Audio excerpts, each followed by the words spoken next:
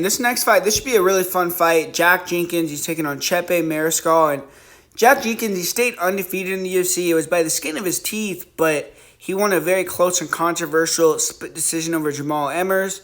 2-0 now in the promotion, and this win could be his ticket to a ranked opponent. He's getting a fight at home, and great opportunity to showcase his skills here. And if he wins, I do think that he's going to be someone that they're going to put in there with the ranked guy next, just because he's also Australian, and I believe that he's marketable and a pretty good fighter. So I feel like Jack Jenkins, this is a pivotal fight for his career.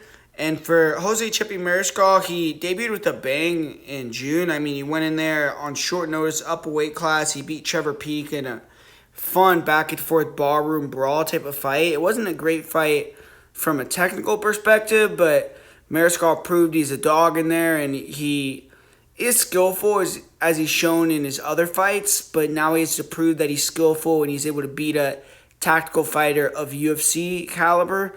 But he's fighting for the first time outside the United States. He is an experienced guy overall in terms of he has fought for quite a long time, so I feel like he'll probably be good. But that is something to take into account, that this is his first fight outside of America. But yeah, it should be interesting. I mean, I feel like Mariscal is getting a lot of love from that fight with Trevor Peek, and I think this is going to be a completely different matchup. And not that he doesn't have a chance, because I feel like any fight where you got a guy that is training at elevation, is extremely well conditioned, throws caution in the wind, goes in there and fights like a dog, he's going to have a chance to win. But I feel like I've watched certain fights of Mariscal against guys that are good kickers, that are technical strikers, like for instance, this fight with Sean Soriano, and he didn't like the leg kicks. He didn't like the ability of Soriano to intercept him with punches, and Soriano was able to use that to get takedowns as well with body locks when Mariscal did kind of overcommit and chase him after a while.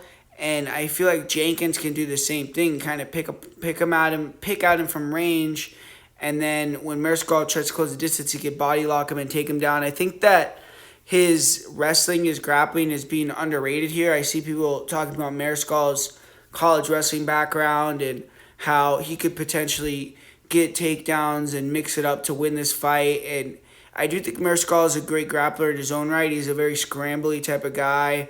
And he's not really a guy that really looks to wrestle heavy, though.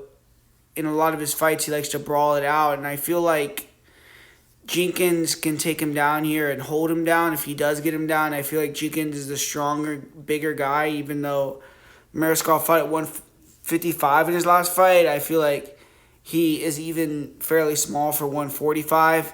And I just think technically Jenkins is going to be able to handle the chaos on the feet that Mariscal brings. I think his kicks are going to be a big factor, and I feel like he's going to be able to move, be the more technically sound guy in there, be on balance, be in better position, get a couple takedowns, and I think he's going to look good. I feel like he had a really close fight his last fight where a lot of people thought that he lost, and now he's going to fight a guy that I would say is a step down in competition and in front of his home country. I think he's going to go out there, try to have an impressive performance, and I think he's going to do that. So I think Mariscal will be back, but I'm going to go with Jenkins via fairly dominant decision win.